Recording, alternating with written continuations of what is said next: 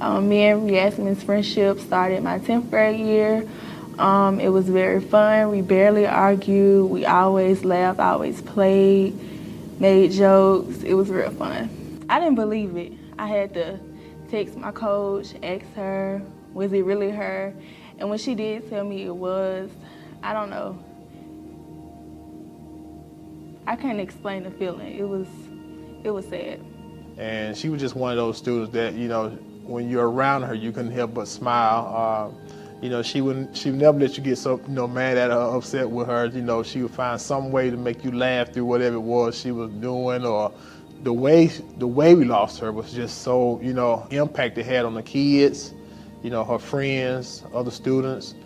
And this child was just beginning to find herself. She just began to start doing stuff, participating in school, being in school and not at school. And she had a whole life ahead of her. And it was cut off when she was doing all the right things. And you sit back and you're like, God, why?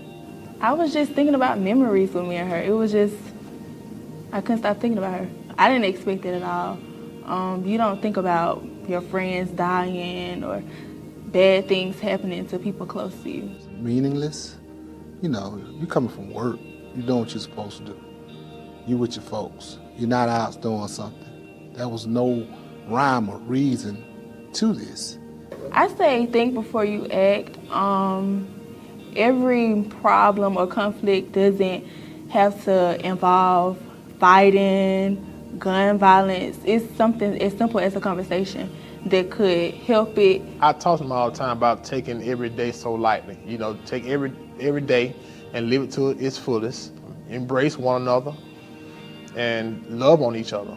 You know, because at the end of the day, you know, we need each other. And then you realize that we're living in a society where violence is to the point where it no longer affects the ones that are participating in it, but it affects those around them. And more people are losing their lives who have nothing at all to do with the incident at all. I'm Devin Watkins, a junior at Winona High School. Join me, increase peace. I'm Dwayne Moore, band director at Winona High School. Join me, increase peace. I'm Dr. Willie C. Goldsmith, Jr., principal Winona High School. Join me.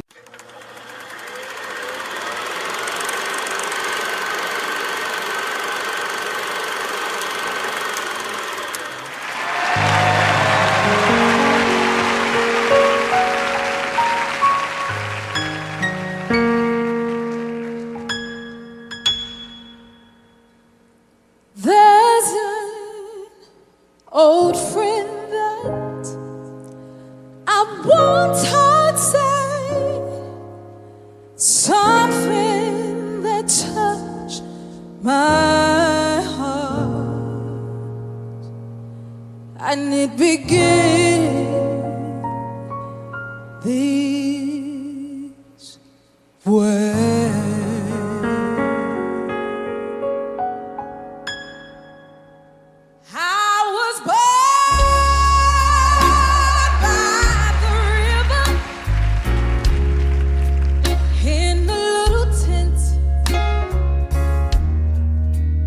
Just like that river, I've been running ever since.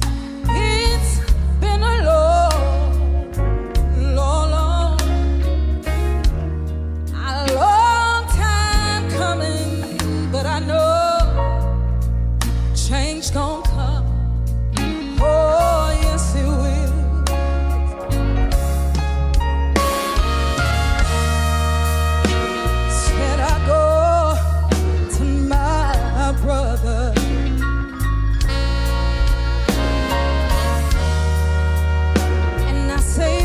Brother, help me, please.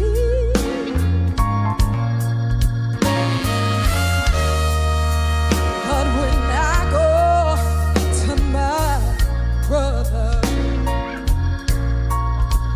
y'all hear winds up, knocking me back down. Oh, my knees. There's been times when I thought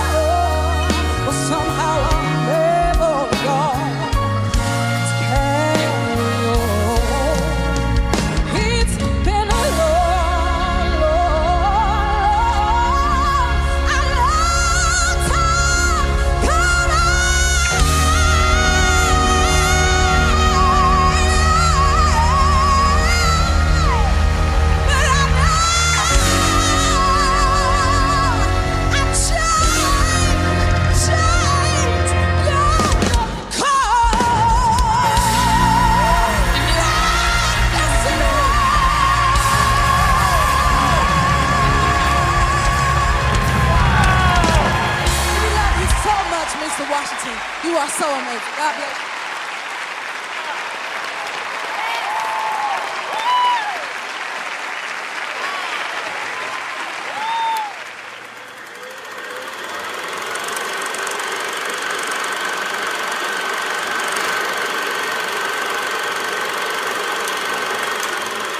Seen it firsthand, says she knows all too well the pain that comes with losing a loved one to domestic violence. Her sister was shot and killed by her husband 19 years ago. CBS 42's Jen Cardone shares the story of this woman who's looking to help others who may be in similar situations of her family member. That loss stays with you every day. Luana Bradford lost her younger sister, Alethea, June 1st of 2002, days before her 38th birthday. The night before she was supposed to move was the night she was killed. Alethea had filed for divorce and had plans to live on her own, but it was too late. There's not a day that goes by that I don't think about that. It's a pain that comes back every time she hears of another case of domestic violence, this time Gabby Petito. Because that's a pain that they're going to have to live with from this day on. And how they move forward with that will be important. 19 years later, I still miss my sister. But help might be closer than you think. It takes a lot of courage to take that first step and reach out for help. Lauren Thompson oversees domestic violence services at the YWCA of Central Alabama. She has attorneys, counselors, a safe place for you and your children, and so much more. The hardest part is getting them in the door. If you know someone that's experiencing domestic violence, encourage them to reach out to our services. They may not be ready, and that's okay, but we are here whenever they are ready. Before it is too late. We've got to do a better job of just saying it's not okay for people to be hurt. It's not okay for us to turn and look the other way.